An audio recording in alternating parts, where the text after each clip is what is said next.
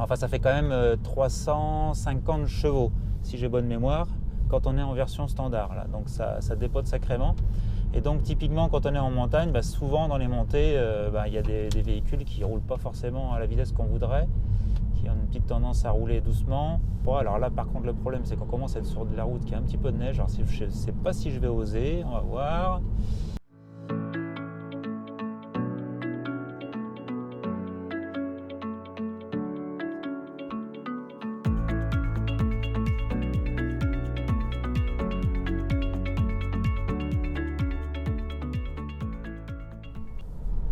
Et salut, c'est Yannick, la chaîne Tesla Savoie. C'est reparti pour cette promenade en montagne dans la Savoie. Là, c'est dans le massif des Bauges. On rentre dans le massif des Bauges. Bauges avec un B, hein, pas les Vosges. Et on a eu de la bonne neige là, qui est tombée pendant 2 jours. On va retourner skier en station du Rover au Fécla. J'ai pas encore décidé d'ailleurs, tiens. Et tiens, tant que j'y suis, parce que là je viens de passer sur plusieurs dodanes d'affilée, une petite info juste par rapport au comportement de la Tesla 3.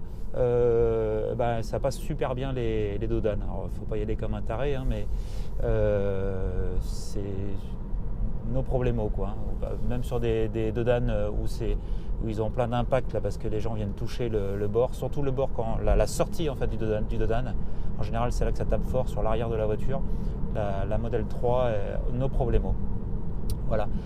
Un autre petit clin d'œil, toujours mettez des commentaires si vous voulez qu'on fasse des essais particuliers. Un petit clin d'œil à Arnaud avec qui je dois faire une prochaine vidéo. Là, je vais monter sur Méribel et je vais profiter pour voir donc les capacités en fait de la Tesla à venir sur des rampes pour arriver sur un garage quand c'est des pentes un peu exiguës et tout ça, et de voir un petit peu comment la Tesla se comporte et surtout si elle y arrive par rapport à la garde au sol quoi. Donc on va voir si c'est possible et puis j'en profiterai pour vous montrer un petit peu comment on calcule les consommations réelles pour voir la valeur que l'on met, la charge que l'on met minimum pour faire une manip pour aller en station de ski et revenir. Voilà, ça sera sur une prochaine vidéo.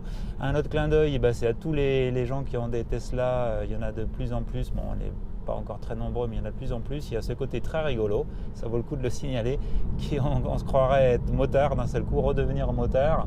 Les gens en Tesla, en fait, quand ils se croisent, ils se font un petit signe, un petit peu comme font les motards. Donc c'est assez rigolo. C'est à la fois anecdotique et rigolo à raconter. Voilà, donc un petit clin d'œil aux autres Savoyards que je croise. Voilà. Et puis, tiens, on va montrer un truc intéressant aussi en montagne avec la Model 3. Alors là, par contre, le problème, c'est qu'on commence à être sur de la route qui a un petit peu de neige. Alors, je ne sais pas si je vais oser. On va voir.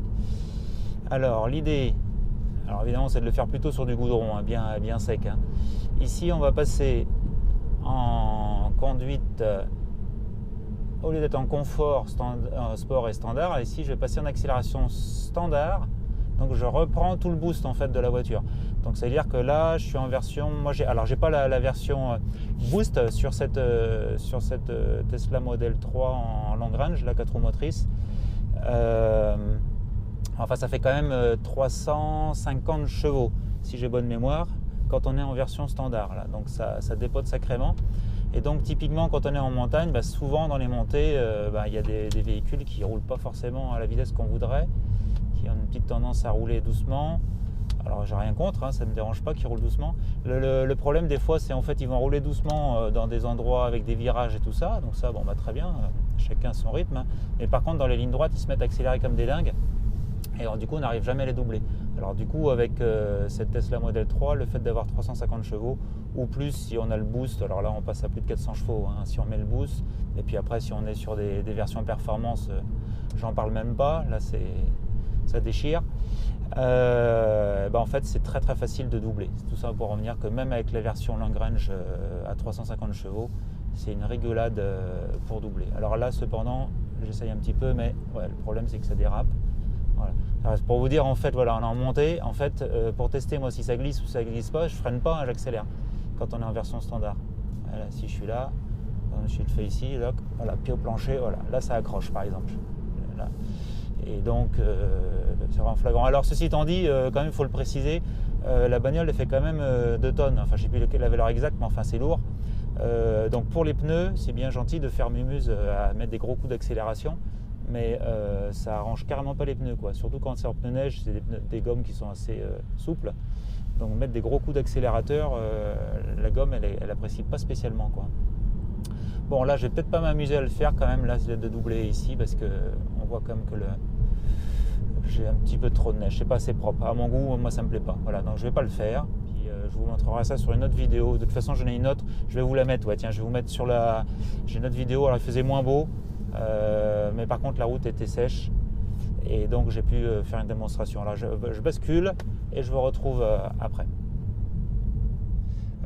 Avec donc du coup cette Tesla Model 3 qui donc là on est en 4 roues motrices long range et si vous n'avez pas la version boost elle fait 350 chevaux. Donc là typiquement à cet endroit là s'il n'y a pas eu de voiture en face, là typiquement là on pouvait doubler à cet endroit là. Voilà.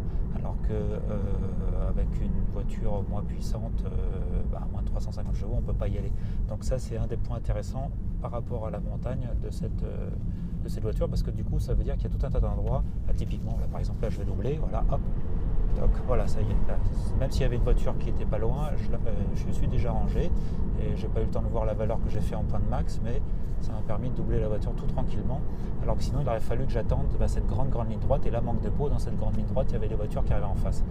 Donc là, voilà, là on a une bonne démonstration de ce que l'on peut faire avec cette Tesla Model 3 de par sa puissance. Alors évidemment si on a la version 460 chevaux c'est encore mieux, mais on voit que en 4 roues motrices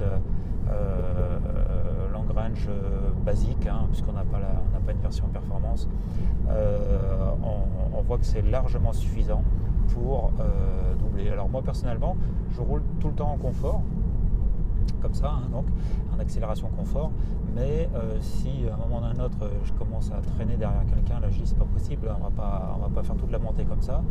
Hop, je viens ici chercher le mode conduite, je passe en standard et dès que j'ai un endroit qui est safe pour pouvoir le faire, évidemment, pas faire n'importe quoi non plus, je peux doubler sur une distance très très très courte et après je repasse en confort normalement. Voilà. C'était cette petite explication toute simple donc pour cette nouvelle vidéo Tesla Savoie sur route. Donc évidemment il faut le faire que sur des routes qui ne sont pas glissantes. Voilà. Dès qu'on commence à avoir un risque de route légèrement verglacée, trucs comme ça, évidemment on ne s'amuse pas à ce genre de plaisanterie. Allez, j'espère que ça vous a plu, cette petite vidéo toute courte, et bonne route à vous, ciao ciao. Je vous laisse profiter un petit peu de tous ces arbres qui sont tout givrés, c'est bien sympa, ça manque un peu de soleil, mais il n'empêche que les arbres sont quand même beaux à voir. Il y a un petit girofle qui s'est installé par-dessus la neige qui était tombée auparavant, et c'est assez sympa. C'est ce qui explique que les routes soient noires et que pour autant les arbres soient toujours bien blancs. Allez, bonne route à vous, ciao. Voilà, donc comme vous avez pu voir, c'est d'une facilité déconcertante de doubler. Évidemment, il faut l'adapter à l'accroche.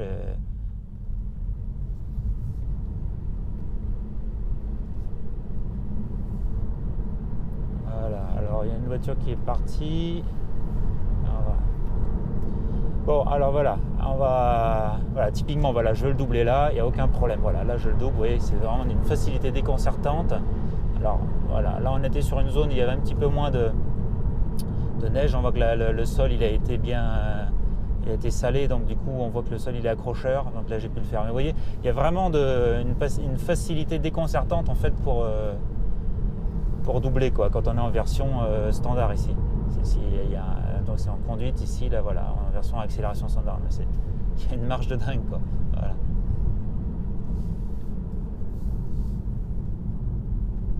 Je vous laisse profiter un petit peu, c'est quand même super sympa.